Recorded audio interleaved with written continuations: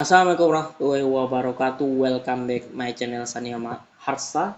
Kali ini saya membahas tentang salah satu eh, yaitu dewa dari agama Hindu, yaitu Krishna. Krishna dan banyak nama-nama lainnya. Untuk itu jangan lupa subscribe, like, and comment serta share video sebanyak-banyak mungkin agar saya terus bersemangat membuat konten-konten terbarukan. Oke, kita lanjut langsung ya teman-teman. Krishna atau Krishna Dewa Nagari. Krishna dibaca Krishna adalah salah satu dewa yang dipuja oleh umat Hindu. Berwujud pria, berkulit gelap atau biru, memakai dhoti kuning dan mahkota yang menghiasi bulu merah. Dalam seni lukis dan arca, umumnya ini digambarkan sedang bermain seruling sambil berdiri dengan kaki yang ditekuk ke samping.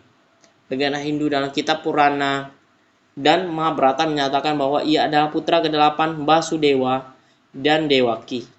Bangsawan dari kerajaan Surasena, kerajaan mitologis di India Utara. Secara umum ia dipuja sebagai Awatara atau inkarnasi Dewa Wisnu ke-8 di antara 10 Awatara Wisnu.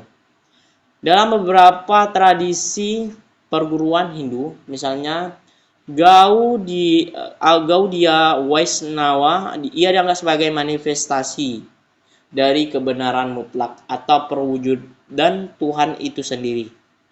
Dan dalam tafsiran kitab-kitab yang mengatasnamakan Wisnu atau Krishna, misalnya Bhagavata Purana, ia dimuliakan sebagai peradian Tuhan Yang Maha Esa.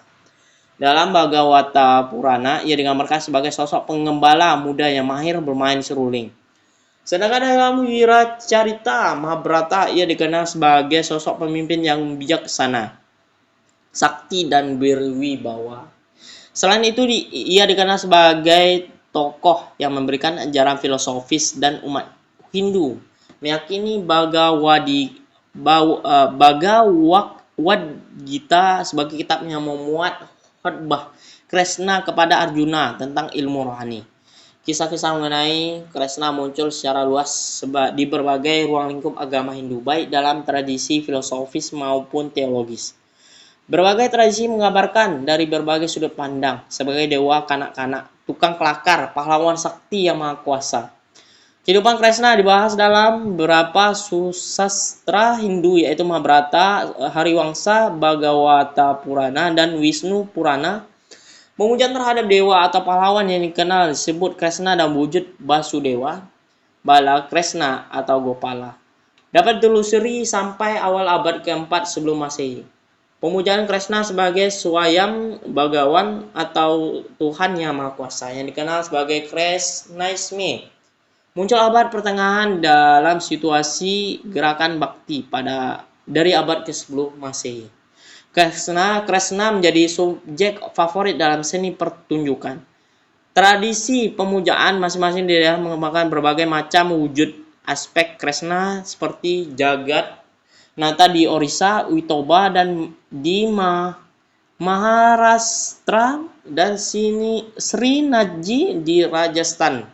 Sekte Gaudiya Vaishnava yang terpusat pada pemujaan pada Krishna didirikan pada abad ke-16 dan sejak tahun 1960-an. Juga telah menyebar di dunia barat sebagian besar disebabkan organisasi masyarakat internasional kesadaran Krishna. Yaitu ada organisasinya International Society for Krishna Consciousness atau SISKON, nama dan gelar. Dalam aksara Dewanagara, Krishna ditulis dengan bunyi konsonan silabis R atau disebut vokal R dalam aksara Dewanagari. Disimpulkan dengan, sedangkan dalam alfabet internasional disimpulkan dengan huruf R. Aksara Jawa vokal. Kemudian kata Krishna dalam bahasa Sanskerta pada dasarnya merupakan kata sifat yang berarti hitam, gelap atau biru tua. Kata berhubungan dengan kata banyak hitam dalam rumpun bahasa Slavia. Dan banyak lagi bahasa-bahasa lainnya teman-teman. Penggambaran Krishna dapat dikenali dengan mudah dengan mengamati atribut-atributnya. Dalam wujud arca, Krishna digambarkan berkulit hitam atau gelap.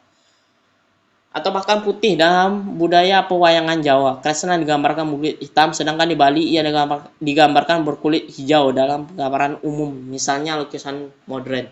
Kresna biasanya digambarkan sebagai pemuda berkulit biru. Warna hitam merupakan warna dewa Wisnu menurut konsep Nawa Dewata, sedangkan biru melambang keberanian, kebulatan tekad, pikiran yang mantap dalam menghadapi situasi sulit, serta kesadaran yang sempurna.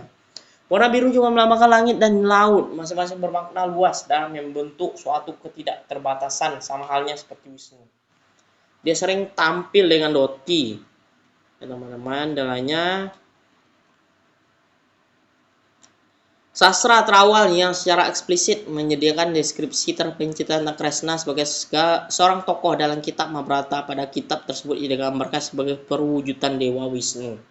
Kresna adalah tokoh yang muncul di berbagai cerita utama dalam Wiracarita tersebut dan banyak versi-versi yang lainnya, teman-teman. Kehidupan Dewa Kresna dapat disimak dalam kitab Mahabharata, Hariwangsa, Bhagavata Purana, Brahma Waiwarta Purana, dan Wisnu Purana. Latar belakang kehidupan Kresna pada masa remaja adalah India Utara, yang dimana sekarang merupakan wilayah negara bagian Uttar Pradesh, Bihar, Haryana. Sementara lokasi kehidupannya sebagai pangeran di Dwaraka sekarang dikenal sebagai negara bagian Gujarat.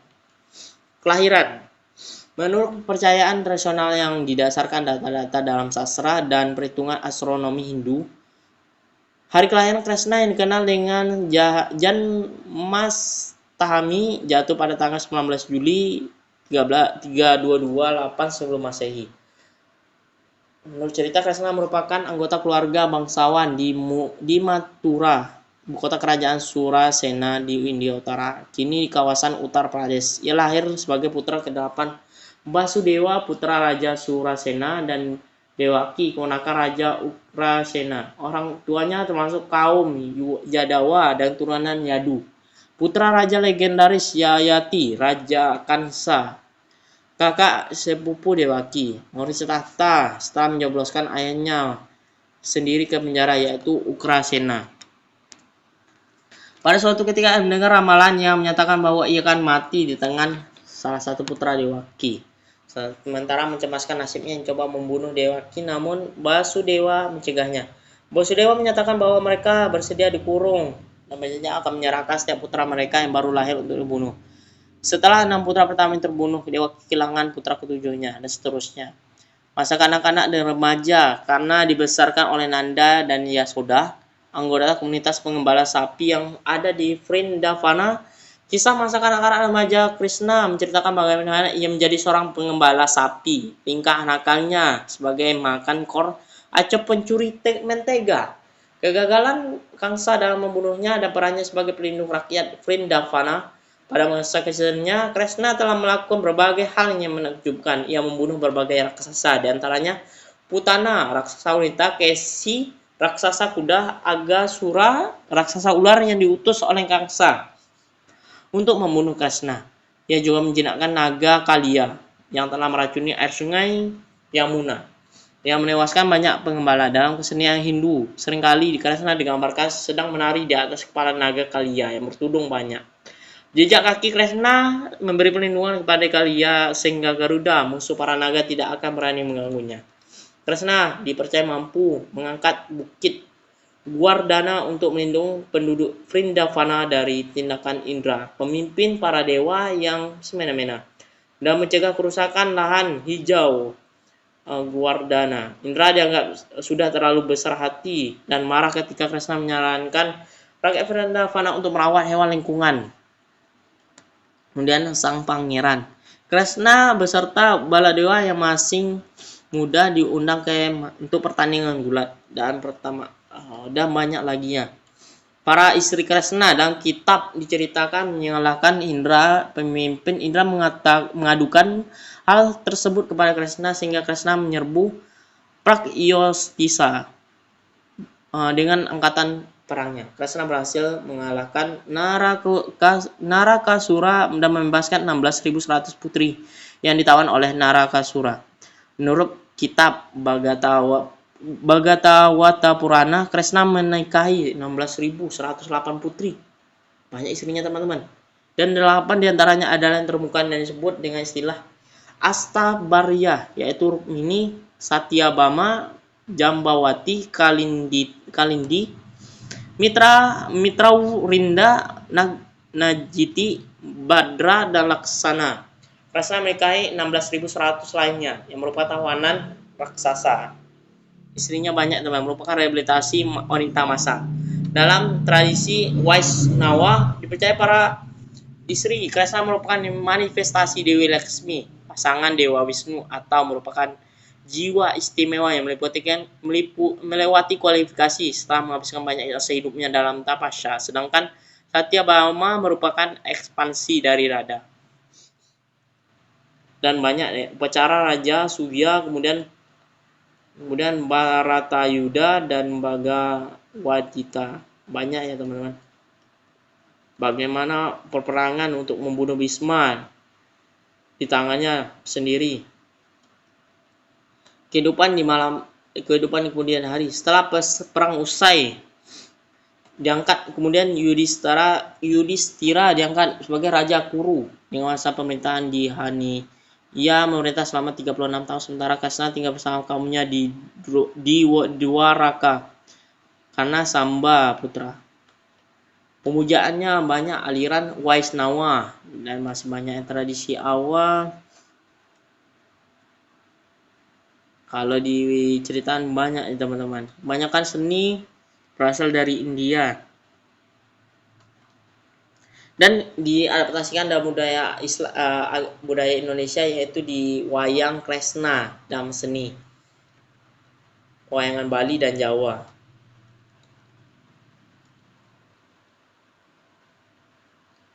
Kemudian agama Buddha.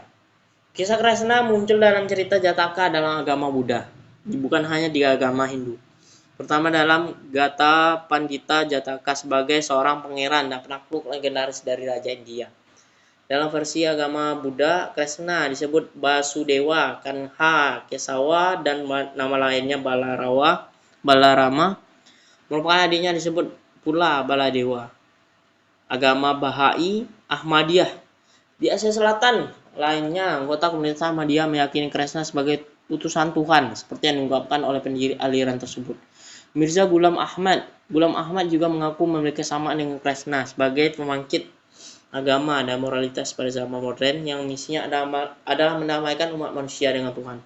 Pengikut Ahmadiyah mempertahankan istilah awatara yang dianggap sama dengan istilah nabi dalam tradisi agama di Timur Tengah sebagai campur tangan Tuhan dengan manusia, seperti Tuhan yang menunjuk manusia sebagai khalifahnya di muka bumi. Lainnya banyak ya teman-teman. Dapat saya lihat di sini Auka, kemudian silsilahnya Auka, Ugrasena, Dewaka, kemudian ada campurannya Skamsa. Dan banyak lagi ya teman. Oke, sekian dari saya. Semoga menjadi referensi dan ilmu pengetahuan bagi teman-teman lainnya. Saya ucapkan dan saya Ria. Assalamualaikum warahmatullahi wabarakatuh.